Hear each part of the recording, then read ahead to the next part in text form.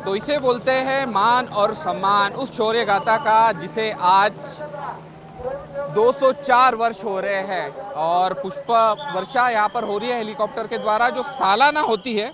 अपने आप में एक अनोखी लड़ाई थी और अनोखी लड़ाई इसलिए थी क्योंकि 500 सैनिक इधर थे और 28,000 पेशवाओं को धूल चटा दी थी। मतलब वो लड़ाई के बाद में पूरी पेशवाई समाप्त हो गई थी और ऐसा कहा जाता है कि उस लड़ाई के बाद में पेशवाओं का अंत भी हो गया।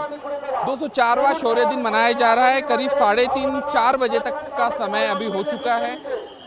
भीड़ बदस्तूर उसी तरह से जारी है जिस तरह से शुरुआत हुई थी, जिस तरह से लोग आना जाना शुरू हुआ था और अब इतने बड़े पैमाने पर भीड़ बढ़ चुकी है, जहां पर आप खुद यहां पर देख सकते हैं कि जय भीम का नारा लेते हुए लोग यहां पर पहुंच रहे हैं और बाबा साहब को अभिवादन कर रहे हैं। उन शूर 500 महारों को नमन कर रहे हैं, उनको सलामी दे रहे हैं ताकि इन्हीं के कारण महारों ने कहीं ना कहीं अपना सम्मान पाया है, आत्मसम्मान पाया है। और उसके बाद में जो बाबा साहब ने जो संघर्ष किया, तो आज कई समाज इसी के बल पर प्रगति कर चुका है, शिक्षित हो चुका है। बाबा साहब ने कहा था कि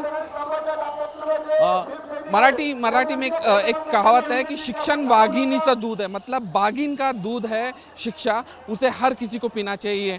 और वही चीज़ आज साबित हो गई है पूरे समाज में। पूरा समाज शिक्षित है और आज कई तरक्की कर रहा है और उसी के दम पर आज बाबा साहब को अभिवादन करने के लिए यहाँ पर लाखों की तादाद में लोग आ रहे हैं। और भीड़ देखिए, कोरोना का जो संक्रमण जो है बावजूद इसकी भीड़ देखिए, भीड़ का आलम देखिए। ये कोरोना से डरे हुए नहीं है, ये लोग बाबा साहब के लिए आए हुए हैं, बाबा साहब के अनुयायी है, बाबा साहब के कट्टर फॉलोअर है। बाबा साहब ने जो भी उनको दिशा निर्देश दिए, जो भी उनके आदर्श रहे हैं, उन्हीं सारी चीज़ों का पालन करते हुए ये लोग यहाँ तक पहुँचे हुए हैं। जय भीम का नारा लग रहा है, मान वंदना दिए जा रहे हैं। 204वां शौर्य दिन यहाँ पर मनाया जा रहा है। भीमा कोरेगांव का जो इतिहास ही है अपने आप में बहुत अनोखा इतिहास है और इसीलिए इस दिन को मनाया जाता है।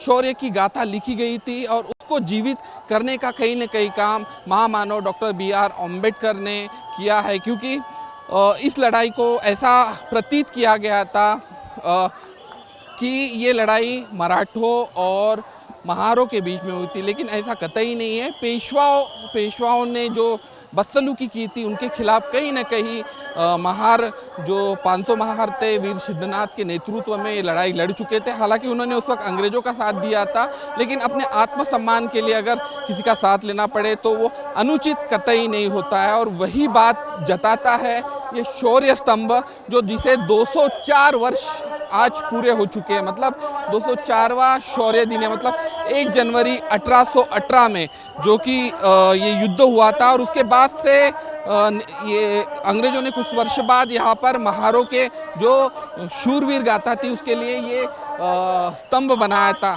लेकिन इसे ढूंढ निकाला डॉक्टर बाबा साहब अम्बेडकर ने। बाबा साहब ने इसे जब ढूंढ के निकाला उसके बाद से 1 जनवरी 1927 से इसको बदस्तूर जारी रखा गया है। इस तरह का आलम होता है, इस तरह का जलसा होता है और कई लोग यहाँ पर आते हैं। विजय स्तंभ में कई सारे स्वयंसेवक हैं यहाँ पर लगाए गए हैं और पहली बार अगर बात की जाएगी यहाँ पर तो पहली बार प्रशासन ने, मतलब सरकार की ओर से कार्यक्रम आयोजित किया गया। हालांकि 2 साल पहले जिस तरह की यहाँ पे कुछ घटनाएं ऐसी हो गई थी जो जाति में तेढ़ निर्माण कर गई थी, उसके बाद में आज नहीं कह सकता शांतिपूर्ण ढंग से हमारे भीम सैनिक यहाँ पर पहुँचे हुए हैं और मान वंदना दे रहे हैं उस शौर्य गाथा को जिसे भीमा कोरेगांव शौर्य गाथा के नाम से भी जाना जाता है। रमेश टेटे फिल्म्स के तरफ से भी एक कोशिश की गई है the battle of Bhima Koregaon movie लाने की और जल्दी बड़े पर्दे पर बहुत अच्छे कलाकारों के साथ, जिसमें अर्जुन रामपाल हैं, सन्नी लियोनी और अन्य कई कलाकार हैं जिसके साथ ये फिल्म आ रही है, जो बताएगी उस सिनेमा के बड़े पर्दे पर कि उस वक्त की शौर्य गाथा कैसी थी और क्या क्या हुआ था। पूरी कोशिश रहेगी उनकी और जल्दी वो फिल्म रिलीज़ होने वाली है। तो हम दर्शकों से ये भी कहना चाहेंगे कि इक्वालिटी न्यूज़ के माध्यम से लोग उसे देखें, लोग वहाँ पर जाए जब फिल्म रिलीज़ हो जाए और इसका इतिहास, मतलब भीमा कोरेगांव का इतिहास दिखाने की हम पूरी कोशिश करने वाले हैं। वही भीड़ देख सकते हैं यहाँ पे। नीली पगड़ी पहनते हुए छोटे छोटे बच्चे भी यहाँ पर दिखाई दे रहे हैं, जो बाबा साहब को अभिवादन इस शौर्य दिन के उपलक्ष्य में करते हुए है। और जय भीम की गूंज, मतलब जय भीम अभी केवल अभिवादन नहीं रहा, जय भीम केवल अभी एक नारा नहीं रहा, जय भीम एक अब क्रांति की आवाज़ बन चुका है, जो बाबा साहब के नाम से शुरुआत होता है। क्योंकि हालांकि एक फिल्म भी बनी है अभी जय भीम की, जिसमें बताया गया है कि एक आदिवासी महिला किस तरह से संविधान के सहारा लेते हुए वो लड़ती है और खुद के लिए न्याय पाती है, अगर वो उनमें अगर सच्चाई होता। और वही बाबा साहब ने किया है कि देश में जो संविधान दिया है, उस संविधान के बल पर आज पूरा देश चल रहा है और उस संविधान का पालन पूरा देश करते हुए आगे बढ़ रहा है। और आज ये कारवां इसलिए आगे बढ़ रहा है क्योंकि यहाँ पर लोग आए हुए, कई दिनों के बाद आए हुए।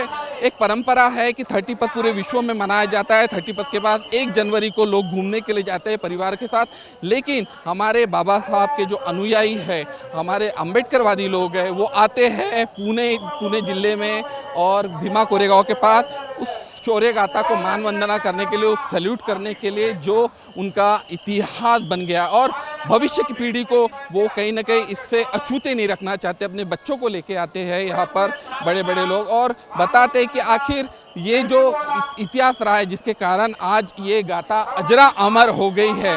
कई बात इसको अगर इस कहानी को अगर बात की जाएगी तो उसको दबाने की कोशिश की गई, लेकिन इसको दबाया नहीं गया। आज ये पूरी तरह से खुल चुकी है और देख सकते हैं कि इतने बड़े लोग बड़े पैमाने पर आ रहे हैं। हालांकि जो कि लोग यहाँ पर दिखाई दे रहे हैं, प्रशासन की भी चाक चौपन जो व्यवस्था है यहाँ पर की जा रही है और प्रशासन के द्वारा ही सारी चीज़ें का यहाँ पर प्रबंध किया गया है। तो देख सकते हैं कि ये कारवां इसी तरह बदस्तूर जारी रहेगा। सुरक्षा व्यवस्था का भी बहुत अच्छा रोल है। जहाँ पर आया मशाल लेकर लोग आए हुए हैं यहाँ पर, जो कि मशाल यहाँ पर लेकर आए हुए हैं और कहीं ना कहीं एक जोत जलाना चाहते हैं, ऐसी शक्ति की जोत और क्रांति की जोत जलाना चाहते हैं, जो यहाँ पर ये पुष्प वर्षा आपने देखी 204वां शौर्य दिन के अवसर पर। तो ये सम्मान है उस महामानव के लिए जिसे बाबा साहब अम्बेडकर कहते हैं। और वो जो 1 जनवरी 1927 को जब यहाँ पे आया, उसके बाद से बदस्तूर ये आलम जारी रहा। तो ये कारवां इसी तरह से चलता रहेगा आज और लोग आते रहेंगे और यहाँ पर जय भीम के नारे देते रहेंगे। लाइव प्रसारण के जरिए आप जहाँ पर हो घर बैठे, उस वहाँ पर आप अपने मोबाइल पर इक्वालिटी यूट्यूब चैनल और हमारा इक्वालिटी जो ऐप है वो ई शॉप के माध्यम से, इक्वालिटी शॉप के माध्यम से वहाँ पर देख पाएँ। कई सारे लोगों से हमने बात की, कई सारे लोगों की हमने राय जानी, पुलिस प्रशासन और बाकी की चीज़ों के बारे में हमने यहाँ पर सारी चीज़ें आपको बताई कि किस तरह से उनका इस बार इंतजाम रहा। और पहली बार प्रशासन के द्वारा जब कोई कार्यक्रम आयोजित होता है तो किस तरह से वो दखल लेते हैं और किस तरह से कार्यक्रम का आयोजन करते हैं, वो सारी चीज़ों को हमने बताई। बदस्तूर भीड़ बहुत ज़्यादा है और भीड़ बहुत आ ही रही है। लोग बाबा साहब को अभिवादन करने के लिए आ रहे हैं, बाबा साहब को नमन करने के लिए आ रहे हैं और उन शूर 500 महार की वीर गाथा को सैल्यूट करने के लिए आ रहे हैं, जिसके कारण आज एक इतिहास महारों का बन गया। ज़्यादा कुछ तो अभी कहना नहीं चाहेंगे और लेकिन जाते जाते हम यही बताना चाहेंगे कि ये जो लड़ाई जो थी वो एक आत्मसम्मान की लड़ाई थी और आत्मसम्मान के कारण महारों ने ये युद्ध जीता था। इसको दूसरी दिशा की ओर ना मोड़े, क्योंकि जब किसी के आत्मसम्मान पर बात आती है तो उसका आत्मसम्मान ज़रूर बचाना चाहिए। और वही हम कह रहे हैं कि ये जो लड़ाई जो थी वो आत्मसम्मान के लिए थी और उसी के लिए, उसी को वंदन करने के लिए अपने आप में एक इतिहास बन गई। और इतिहास भी इसलिए बन गई कि 28,000 पेशवाओं को उन्होंने उस युद्ध में हराया था। हालांकि इस पर भी जातिवाद और बाकी की चीज़ों का ठिकरा फोड़ा जाता है, लेकिन ऐसी बात नहीं है। कुछ हक की लड़ाई के लिए जब पिछड़े वंचित जो लोग, जब उनको स्थान नहीं दिया जाता था, तब वो लड़े खुद के लिए और एक उन्होंने आत्मविश्वास पाया कि वो भी इस मनुष्य जाति का एक हिस्सा है। और उसी को साबित करके बताया डॉक्टर B.R. अम्बेडकर ने एक संविधान देकर। Doctor B.R. अम्बेडकर ने अपने जीवन में पूरा जातिवाद देखा, जातिगत संघर्ष देखा, पढ़ाई की और एक उच्च शिक्षा हासिल की। बावजूद इसके उनको स्थान नहीं मिल रहा था, क्योंकि मनुस्मृति इतनी हावी थी कि उनको वो स्थान नहीं दिया जा रहा था। हालांकि उन्होंने उसके बाद में काफ़ी संघर्ष किया और कई सारे जो नियम जो थे, पाखंड के जो नियम थे, उनको तोड़कर एक नई दुनिया में कदम रखा, जिसे हम बुद्धिज़्म कहते हैं।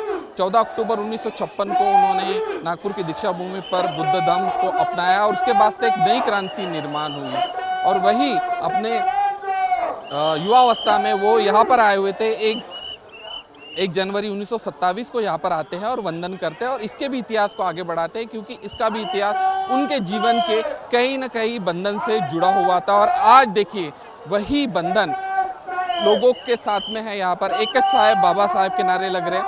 तो आत्मसम्मान की लड़ाई थी जो महारों ने लड़ी थी और उसी शौर्य गाथा का प्रसारण आज इक्वालिटी न्यूज़ यहाँ पर कर रहा है। इक्वालिटी न्यूज़ की भी मान्यता है कि हम समानता की बात करते हैं, हम हर दर्जे को एक समान हक दिलाना चाहते हैं। और उसी के माध्यम से रमेश टेटे सर ने ये चैनल को लाया है और साथ में एक मूवी भी लेकर आ रहे हैं, क्योंकि इस पर्दे पर दिखाने के लिए इस कहानी को बड़े पर्दे पर दिखाने के लिए उनका निरंतर प्रयास जारी है और शूटिंग भी चल रही है। तो इक्वालिटी न्यूज़ के माध्यम से हमें दर्शकों से अपील करना चाहूँगा कि the battle of Bhima Koregaon जल्द आने वाला है, उसको भी आप सराहें, उसको भी आप देखें और आनंद लें अपनी फिल्म का, अपने शूर महावीर किस तरह से सारी चीज़ें करते हैं।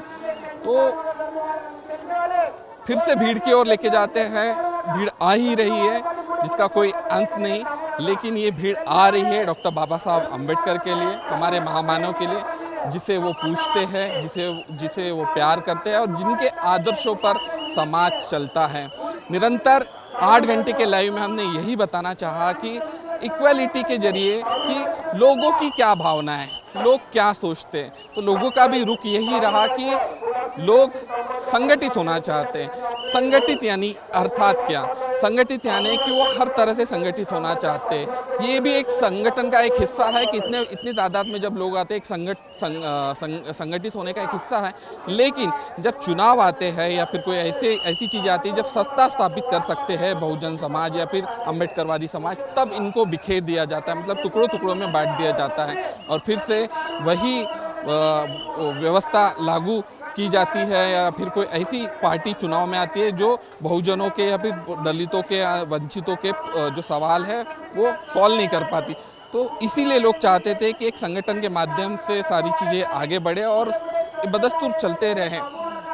भीमा नदी के करीब मैं बोलना चाहूँगा कि विशाल को कि वहाँ पे बताए कि वहाँ से अभी भी आ रहे लोग, करीब 4 बज गए, वहाँ से लोग आ ही रहे, मतलब ये करीब 10 बजे तक रात तक ये इसी तरह से भीड़ चलती रहेगी।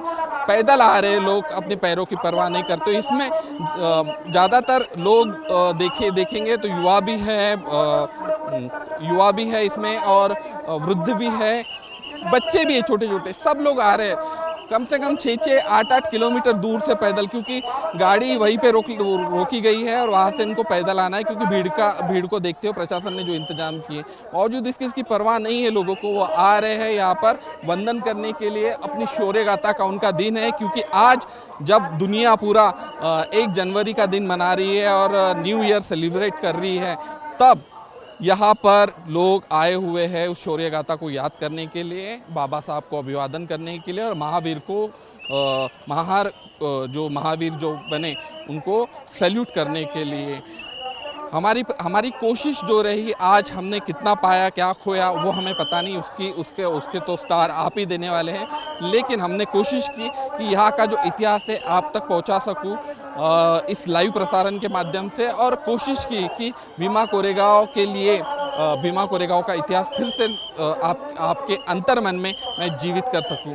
तो आज भीमा कोरेगांव से मेरे साथ इतना ही। आपसे फिर विदा लेता हूं और आपसे फिर मुलाकात होगी अगले साल इसी जगह इसी दिन। तब तक के लिए जय भीम, नमो बुद्धाय।